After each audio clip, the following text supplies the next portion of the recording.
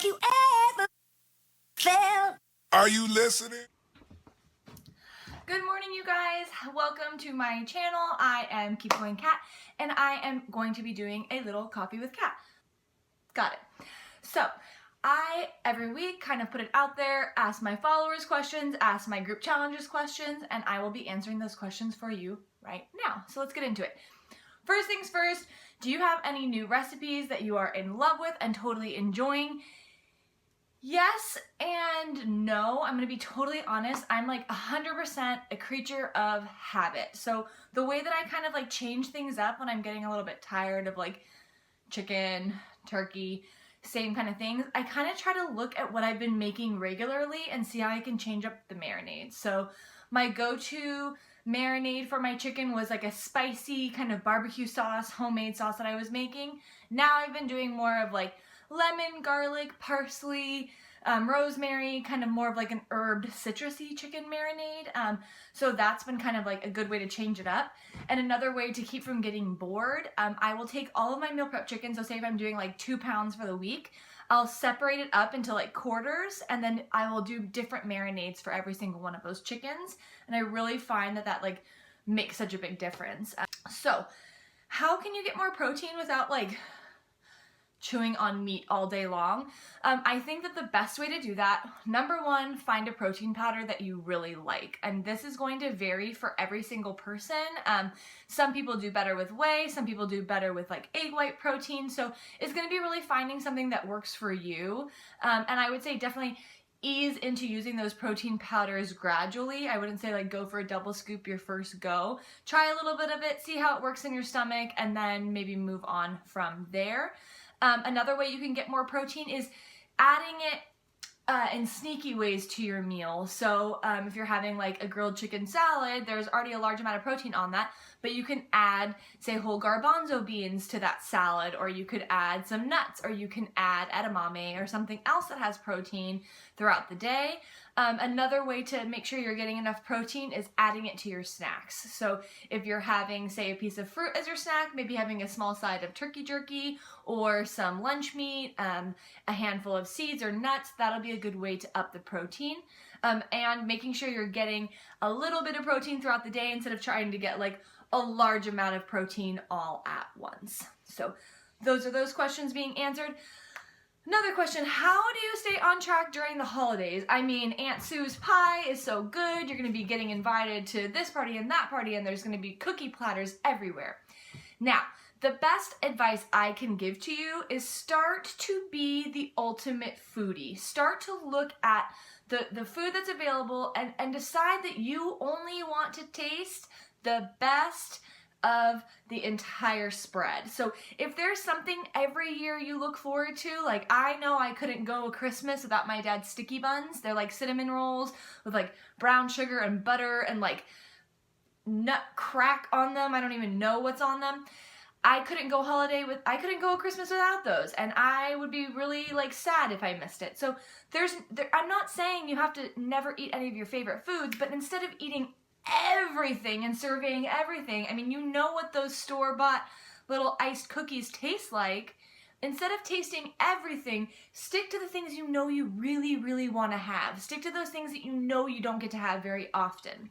Another piece of advice I can give you of staying on track during the holidays is get your sweat on before you go to, the family party. So if you know you're going to be feasting later on, set your metabolism up to handle that meal. So if you do like your heavy leg day, go have the pie, go have the roll, go have the potatoes, go have all of those really yummy carbs that you look forward to. Just make sure that you've set your body up for success by getting that metabolism going by doing a little workout in the morning first. So that's going to be a really important thing to do. Another thing that you can do is offer to bring a healthy dish to share. So if you know your family's meals get extremely indulgent, you know there's not going to be anything healthy for you to eat, offer to bring something that's kind of going to act as your one-size-fits-all kind of a meal. So this can be, say, a salad, like a quinoa salad that has chicken cut up in it, and you could have cranberries and nuts and stuff inside of it, so it would taste very festive and not be like, oh my god, they brought like the plain, vegetable dip platter. No, you bring something that that adds to the spread, but then if everything is butter laden or deep fried, or it's nothing's going to be healthy, you have that one complete kind of a dish that has the protein that you can eat to stay on track.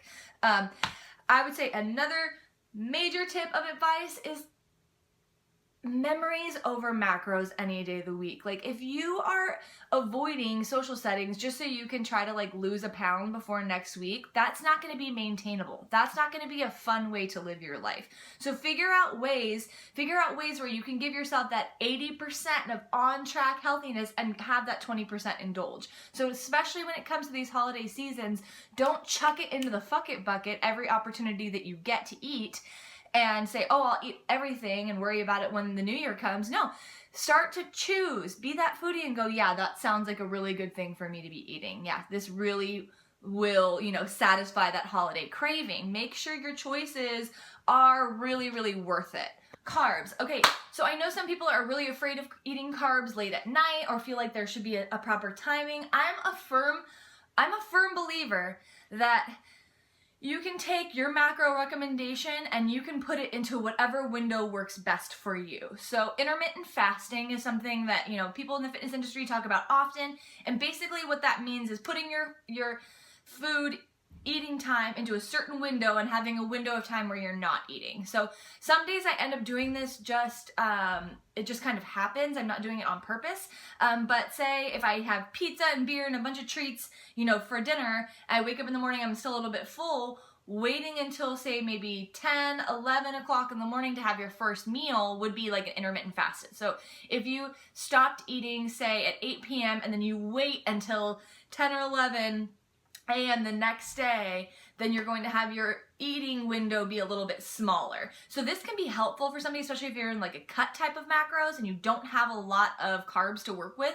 You could push eating off until a little bit later in the day, and that would be your intermittent fast window, and then you could have the rest of your macros fulfilled in a shorter period of time, so you might feel like you're having more food. But I personally don't think that there's any fat burning benefit of doing this that way. And I also don't think that not eating carbs after a certain time is going to give you any type of benefit. I had a question about, weight loss and losing your period, and that's something that you definitely want to discuss with your doctor. Every female body is very different, and if you have experienced losing your menstruation cycle due to your diet, then you should definitely discuss this with your doctor.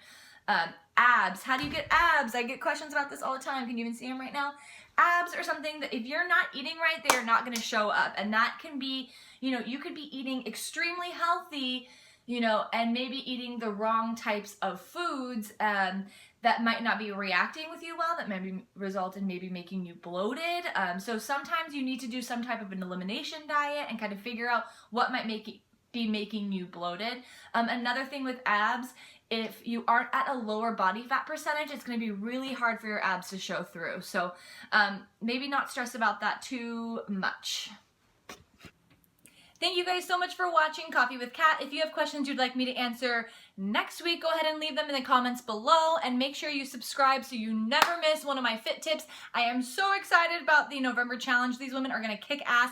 I'm going to throw up some of the transformations from past challenges because these things blow my mind. They get me mad inspired, super motivated, and I hope they do the same thing for you. And if you'd like to try one of my challenges, you can sign up in the link below. You will find all of that goodness. I also post a million inspirational, wonderful things on my Instagram. So if you're not following KeepGoingKat on Instagram, get to it. Love to see you there.